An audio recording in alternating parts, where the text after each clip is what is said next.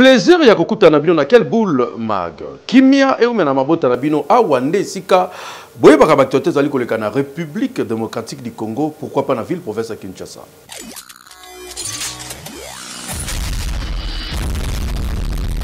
Dix ans de prison pour na Constant Mutamba wana zali choix oyo ministère public azali ko proposer na ba juge pour na ba kate la bongo ancien ministre de la justice Constant Mutamba pe abenge délinquant Mutamba ko kamwa.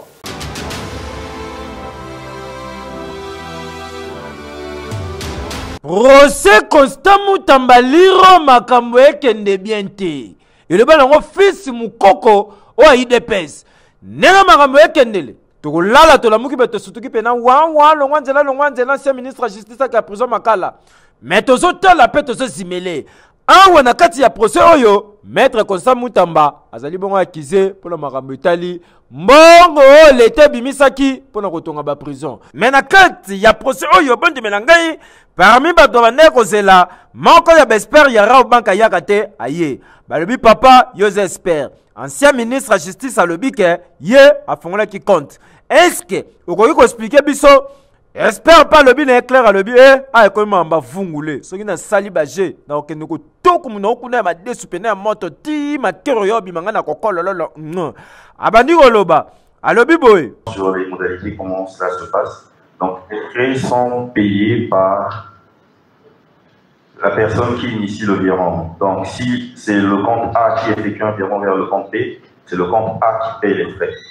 Alors, pour ce qui est des transactions locales, donc de revendre vers une autre banque, il y a une grille de tarification, c'est 1% le frais. Et pour ce qui est de transactions des virements de compte à compte, comme on le lit dans notre jargon, donc compte oyo prévenu Mutamba a fongolaki ezali compte babengaka compte séquestre, mais eza compte couranté. A préciser que mbongo ezaki na kati wana oyo ministre atchaki akoka ko bimisango er nyoso mutema na elingi na kati entreprise ba bengi Zion pona ko gérer pe ko tonga ba prison. Espera ra o banki abakisi kutu mbongo wana elingi ko bimana er nyoso ata na minuit sans formalité ni autorisation préalable. Ministère public était le bi mbongo l'état na bato bazo souffrir boye ba enseignant ba médecin kutu mikolo bazo la grève pas pamba soki boye bo bambela ta 10 ans de prison. Vous allez les condamner à la peine de 10 ans de travaux forcés. Cette peine de 10 ans de travaux forcés sera assortie de l'interdiction du droit de vote et du droit d'éligibilité pendant 10 ans. Dossier yo tozo tala pe tozo zimeli justice ezalaka be so ba landel ba bimettre constat na innocent abimi na ye mais so ba comprendre raza impliqué vungula téléchargement le sono mafuta mbila na madeso ane makase tia linu paso ko buko tia kia le quoi gratana heke yo Ba massacre ko boma ba congolais surtout ming ba civil o ba kufi bon na est RDC FRDC sali message pour na ko pesa précision na population.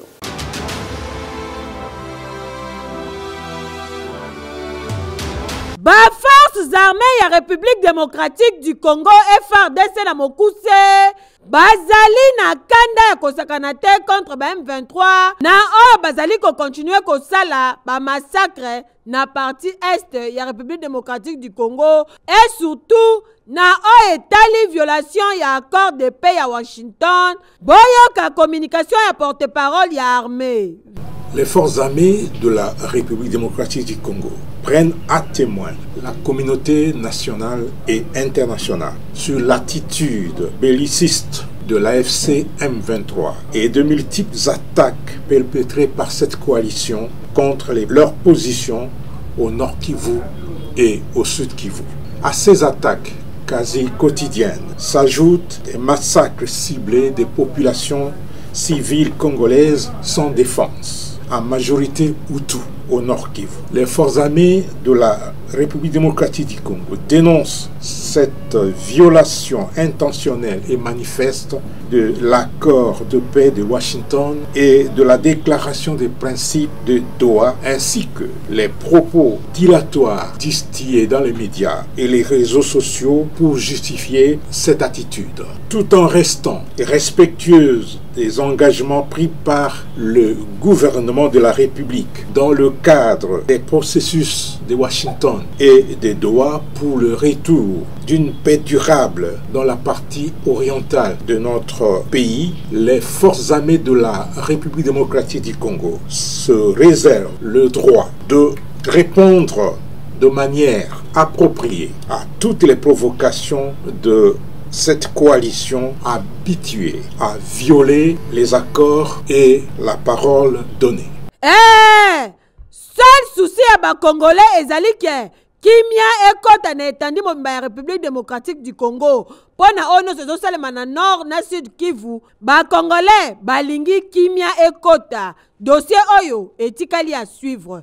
Ekei commandant ya ville province ya Kinshasa à la police Israël Kantou azalaki devant ba policier pe ba présenter bongo tala ba criminel bazo créer insécurité na ville ya Kinshasa.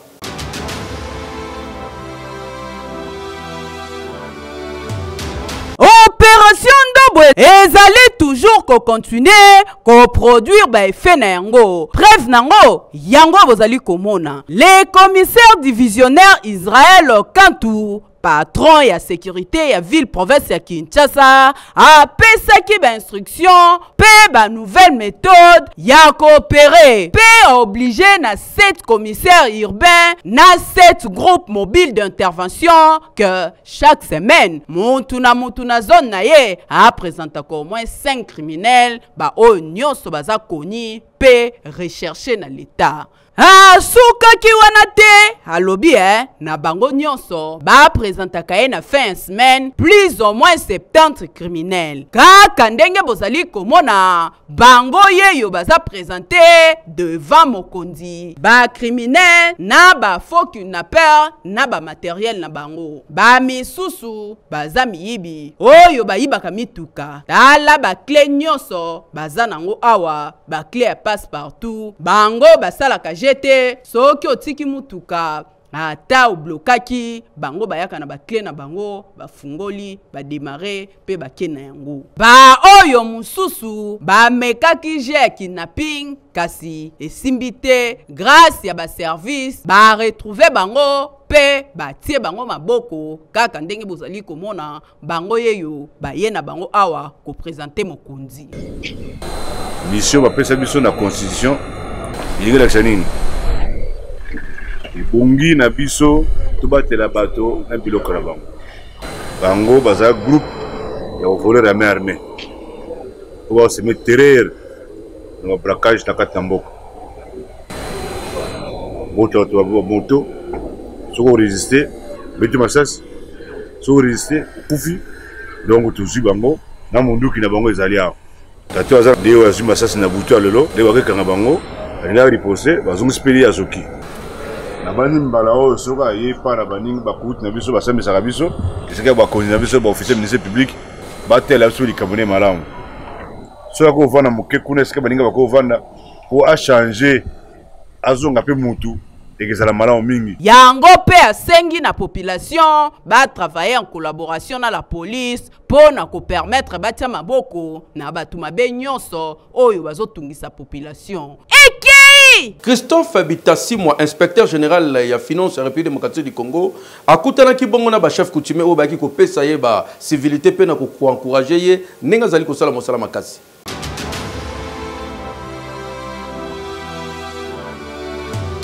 Depuis que azwa bâton de commandement na inspection générale des finances IGF na Mokuse, yenani nouveau chef de service mwana mboka Christophe Bitassimwa Bayi bakisela elome intègre azalaki koyamba ba délégation ya ndenge na ndenge ebele oyo bazoya ko défilé na bureau na ye ya mosala pona ko présenter ye ba civilité. Cette fois-ci, ezalaki bongo tour ya ba chef coutumier oyo, ya alliance de chefs coutumiers pour le développement. Awa, ezalaki bongo question, ya kopesa mokako swa na nouveau chef de service, ba memelie sifflet, na torche, ezali bongo, symbole ya kotelemela détournement. Yoka chef coutumier ndenge a communiqué. Compte tenu ba détournement ezoleka na mboka na biso. Musaba pesie pona ko éviter détournement. Azala muninga mutute. Azala fana mutute. Asala musalo lenge longobani. Oya muke ya kozwa wana ekosonga bayazo sana bango. Mais muyibite parce que tozo constater mutu moko azoyeba mbongo ebele. Mais bato ebele bazo zanga lifuta musana bango bazo sala. Ezo pesa biso esengo te. Sengeli koyeba que chef de service Christophe Bitasi Mwabai azalaki accompagné bongo na second na ye Emmanuel Chibingu. En tout cas nyonso oyo ezali kolakisa niveau nini ba couche sociale bazali na sima ya équipe dirigeante ya inspection générale des finances IGF o ezokumbama epa ya mwana mboka Christophe Bitasi Mwabai na second na ye Emmanuel Chibingu. Bango mibale ba remercier ki équipe ya ba chef coutumier oyo bayaki ko présenter ba civilité na bango awa na inspection générale des finances IGF. Boyende ezalaka Eki! Kuluna ekoti na Gombe vidéo ne kamusaki batu makasi VPM intérieur a interpellé bongo Daniel Bumba après sa explication ndenge nini salemi.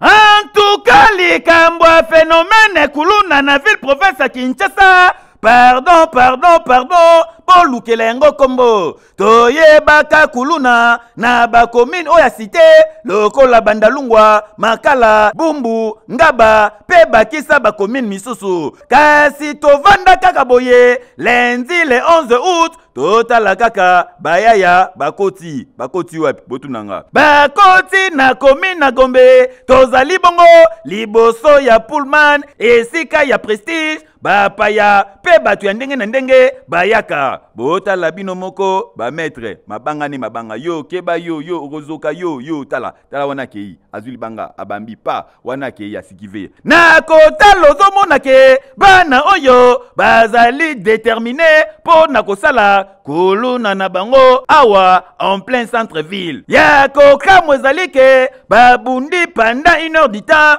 ata la police, ata ba service, ata likambo si basili sarate basilisi bapanzani anapipo.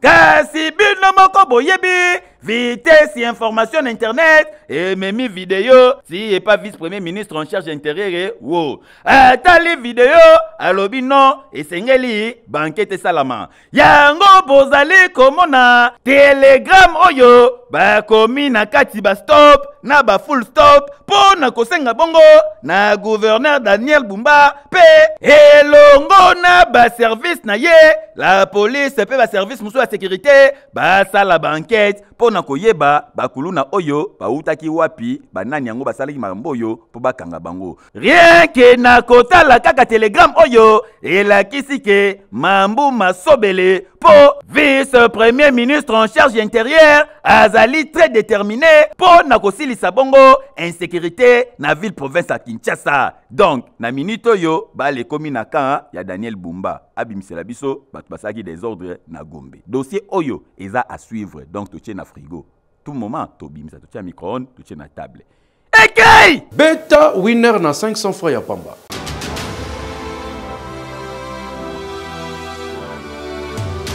Winner.bet présente Winner Loto. Nini boso beta. Winner. Bonsoir à tous, c'est encore exceptionnel de jouer, c'est mercredi 13 août 2025, les tirages Winner Loto RDC avec à la clé un win 4 de 10 140 000 francs congolais, mais vous jouez aussi pour un win 4 double de 20 675 000 francs congolais. À vous donc de choisir que 4 bons numéros sur vos tickets pour espérer gagner tout cet argent. Et bien si vous l'avez fait, alors bonne chance aussi pour la suite. Ce tirage s'effectue sous les contrôles d'un huissier de justice, des officiels Winner Loto, mais aussi d'un public témoin.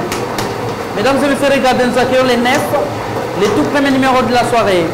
Et quel sera notre deuxième numéro? La question mérite sa réponse. Les 44 complètent la liste. On avance pour le troisième numéro de la soirée, mesdames et messieurs. Regardez, le 20 est déjà là. Le troisième numéro vient de sortir, le quatrième de la soirée, c'est le 6. Je récapitule, si votre qu'il fallait nécessairement trouver, les 9, les 44, les 20, mais aussi les 6. Avez-vous trouvé cela depuis la maison? Si oui, moi je vous dis félicitations. Sinon, je vous retrouve très prochainement avec le même plaisir. Excellente soirée chez vous. Au revoir. Clôture ya tournoi Doudou Fwamba. Et ça a mis un impact à Kosaranate. Netika Bozaki Nabiso.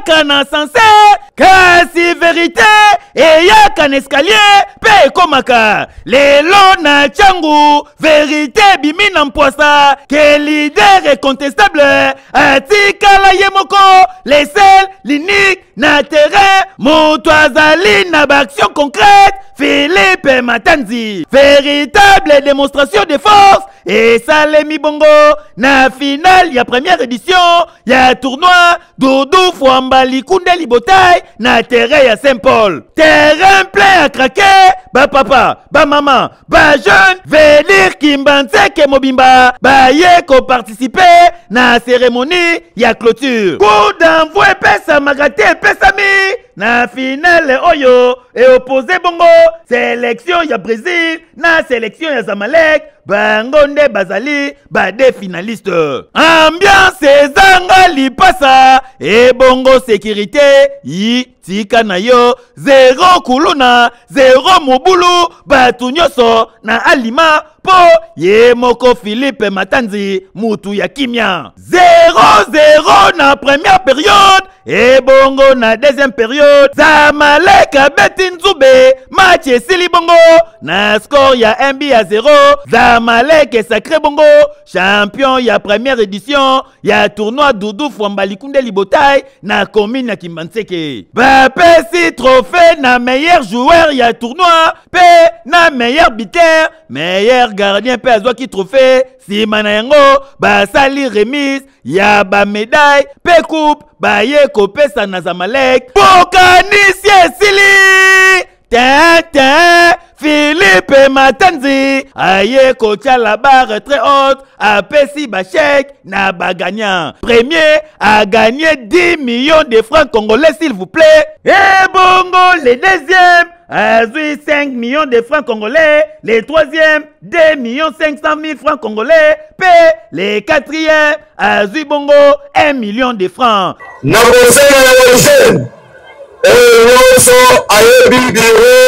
Ya Asbel, les amis de Doudou Fwamba, pembeni ya commune ya Kimbanseke, boya pour s'enregistrer parce que tokozala jeune, tokozala na INPP pour la formation professionnelle. Ekeyo! Oui! Et comment kosalema mingi système ya kodroke ba wewa pona koboto la bango, biloko na bango surtout ba moto, pas si pe ma awa, cette fois-ci na bandal.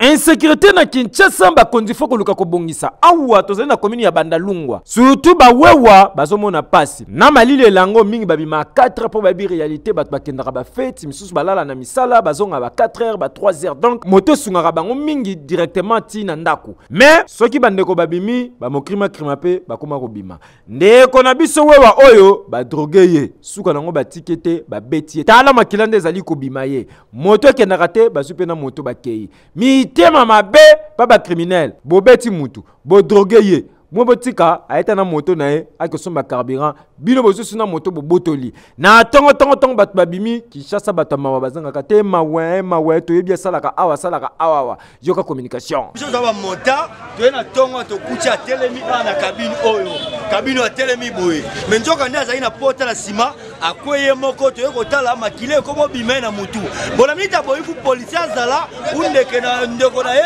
to kena bi no hôpital ko kuchinde ko la biso kumba moto batoke badrogueye babotole moto babeti ye toye komona kaka na ntongo nde tobima tomoni na ntongo bon toyebi te basolaki ye wapi babwakelaki ye batielaki tokango wapi toyebi te kaka na ntongo awa yango tomoni ye tozopesa information bakonzi ya polisi baya batalela bamoshi batala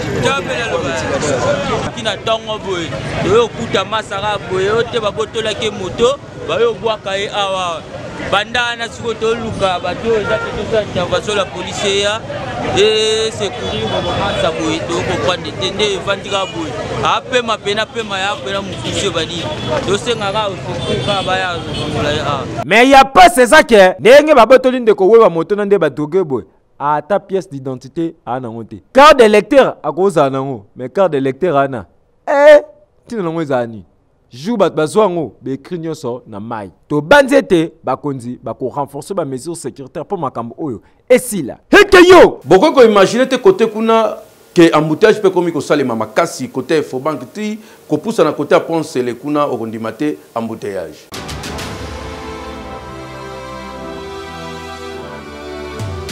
Embouteillage nde embouteillage ezo continue ko battre record awa ko banda Efobank ti na terre jaune na commune Nsele tala kaka yo moko ndenge mituka telemi ezo bouger te oyo babenga yango vraiment embouteillage monstre tala kutu kechi yango yo chauffeur azobunda na pona kolongwa azolongwa te cause na yango ezaka koluka ko dévier banzela nyonso oyo eza nde incompréhension ba chofa koluka kaka kokota na gauche tope koleka na droite nde créer embouteillage nyonso bomoni mituka etelemi kaka boye bazoyeba ndenge ya kobimela te un temps la police ekiti na terrain ebandi kofongola nzela botalaka ndemo bazopesa badirectrice oyo leka mopanzi bozonga boye leka boye nyonso oyo koluka kaka nzela efungwama yoka bachofa ndenge bakomunike bato na bino botie babulaji bakoka makambo te tlaka te bakangana bango mituka mais circulation routière bakokontrola ngo te wana kobaluka solution toyokana te nakosenga kaka tuka basala biso nzela surtout biso le poids lourd non tosengi basala biso nzela oyo ya biso baroute secondaire ezali ya kuna kobanda mvululu ti brasserie soki toza na route na biso bamatadiki bana na tokozala te baropenga batokozala te en tout cas makambo boye eza normal te oyo nyonso tobenga ngo nini eza manque ya courtoisie routière incompréhension ya bawewa na non respect ya code de la route kowelela nzela eza na ntina te baloba na lopoto rien ne sert à courir il faut arriver au point bachofa botika système na bino ya kowelela nzela boye eya normal te tala likolo ya incompréhension na bino na volant nde ecréer mama na embouteillage oyo bandeko baoke emisala bopénalize baclient embouteillage oyo ekozaka baretard ebele eya normal te eki Grand Collège Moderne kuna examen d'état bana na bango nyonso babeti 100%. Donc maman kende kotangisa mwana kuna bazopesa formation kitoko.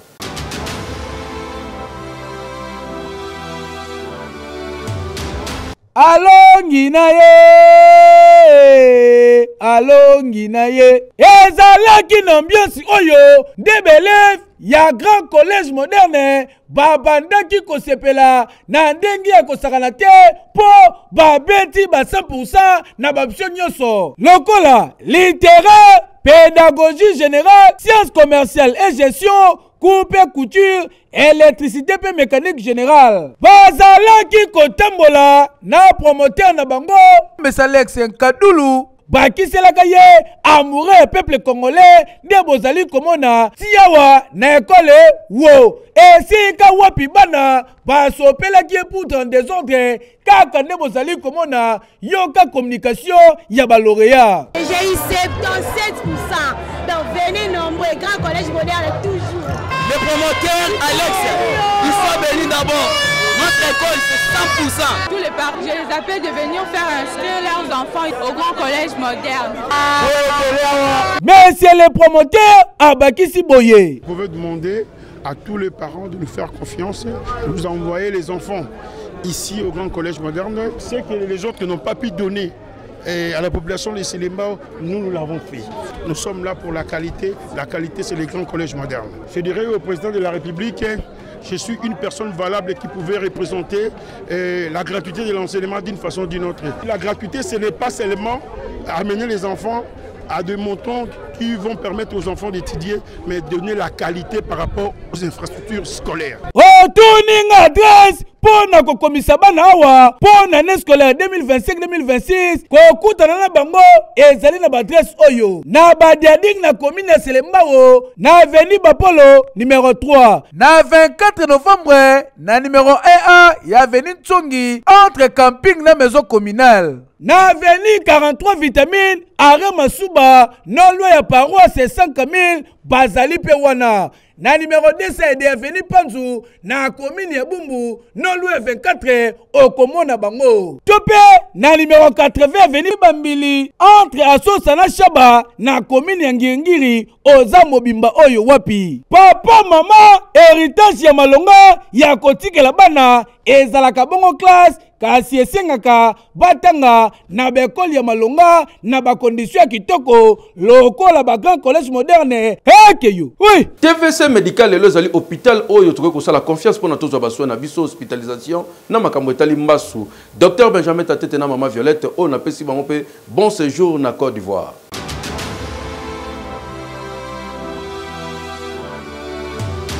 Après avoir kokende mikili ya poto kotanga kozwa mayele nde bayaka bongo na République démocratique du Congo ko investir na domaine ya santé bango banani ezali bongo couple Tatete ya Dr Benjamin Tatete na mama Violette Tatete bacha na disposition ya ba congolais hôpital moderne oyo ezali correspondre na ba norme internationale awa na RDC TVC médical oyo esilisa kisakata kiduka pe kisema ya kokendaka kosala mulongo kokenda kozwa soin o na Suisse o na Inde o soki wapi po nyoso deje zali ba service nyoso zali bongo organisé na TVC médical e bongo côté ba pareil yi wana kututika na yo ba appareil ya qualité supérieure e bongo côté ya ba personnel kuna kututika na yo hautement qualifié rigueur ya ndenga defote oyo Benjamin Tatete azalaka nango kuna kututika na yo yango résultat nango emonanaka na qualité ya soin malonga bapesaka na ba patient papa mama tika na yebisa ibinoke na TVC médical boya oza na mbasu oza na diabète oza na pota songolo to pakala ya kambangu na TVC médical baye bako consulter yo bapia yo ba soin de santé ya malonga bokanisi esili na TVC médical bazape na maternité oyo bazobotisa lokola mikili ya poto kasi na prix dara veut dire moins cher s'il vous plaît na TVC médical kuna soki okoti biloko bayaka nango tongo midi pokwa bosana po bazali na service mobimba e kozwa soin na yo bapesi yo déjeuner na tongo na midi olie na pokwa polie bachange na bilamba na TVC médical bazali ko assurer soin de santé ya qualité ya malonga awa na Congo ekei somba matériel ya qualité kene na Jafar Alu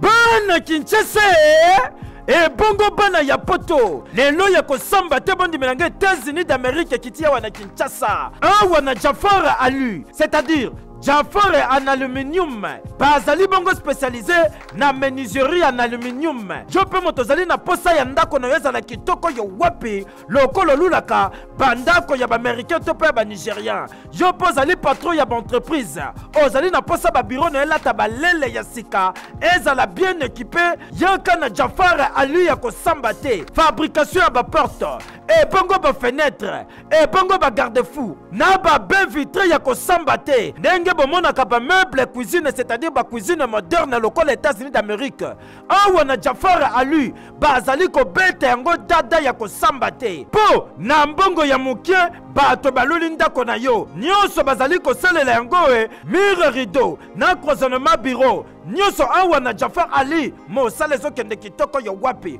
bana Congo bana poto États-Unis ekiti na kati ya Kinshasa lelo na eko présenter bino Jafar Alu tozo fabriquer biloko nyonso en aluminium pona bandako na bino na ba bureau tel que ba porte ba fenêtre ba garde-fou ba mur rideau ba meuble ya cuisine na cloisonnement ya ba bureau pour la couper sa valeur pe beauté ya banda kuna bino bosalela aluminium ya qualité na lobi bien aluminium ya qualité na Jafar Alu tena que kandengo moni dépôt na atelier zali bien équipé tunanga nini opesi kaka mbongo na yo kaka na mbongo wana transport ya matériel eza na kati ba ye nango ti na kati ya chantier waso okani Cécilie tete ba bandi pe ko poser tala elonga yenga ye o tuninga adresse ezali place ko bunga te ezomi na avenue Saint-Christophe numéro 1439 référence OV2 tozabongo na commune ya Limete Funa tolo balisusu nini jaboye biso nyonso toweli na Jafar Ali pour que banda kuna biso ezala bien équipé heke yo.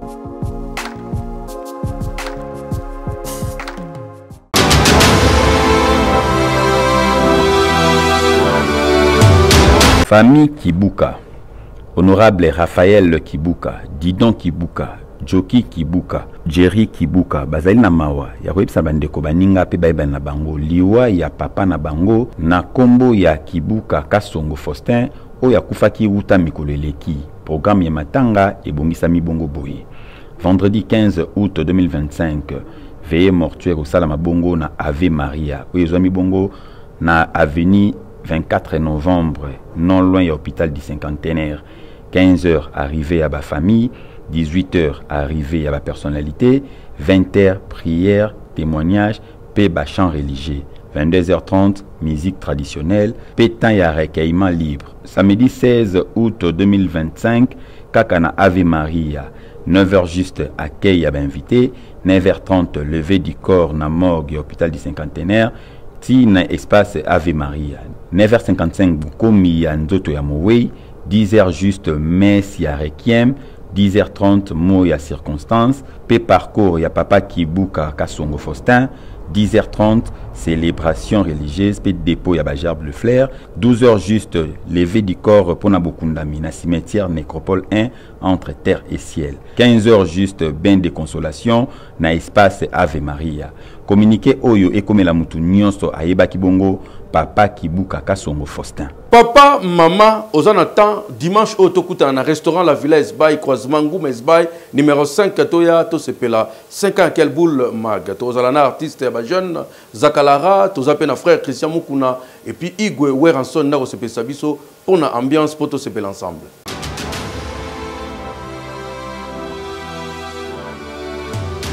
Winner.bet présente. Tala! Tokoti na dernier virage kobuka na te diaspora yo motozawa na Kinshasa pour na 5 ans ya quel boule mag et koyinda ambiance ya kafu kafu ambiance ya ngeli oyo nanu omona te e bongo kota ba surprise ngaye ba surprise ezali yele kota ba invité kutu fanda na yo meilleure voix africaine na minute ko samba avec artiste musicien Zakala yele dominant là c'est Zakala ya mbuka j'espère oyebi mayele gaga na mosala po yango nde tata na mama deko nanga mota kosa yo te kosunga yo ata bapara baza te ya vérité ona lobi na kosi te ndule liseki te sacrifier pour bénéficier botiela biso film machine à rambo yo la famille c'est le rendez-vous à ne pas manquer ce 17 dimanche 5e boule magazine donc tout le monde a la biso tout dimanche oyo et bongo côté bana na nzambe quel boule bosani binote avec frère Christian Mukuna tombo maya Yesu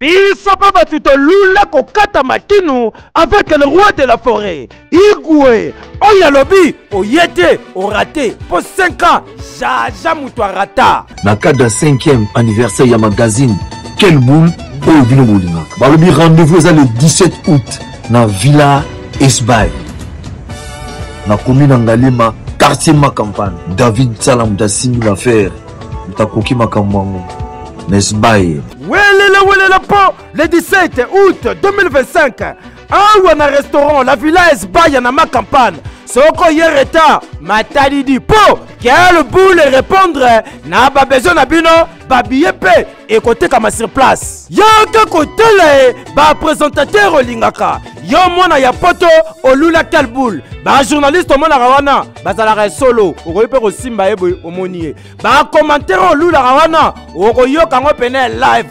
okokolololo soki orate okobeta tembe oyo tolobaki te toli ya pete heke yo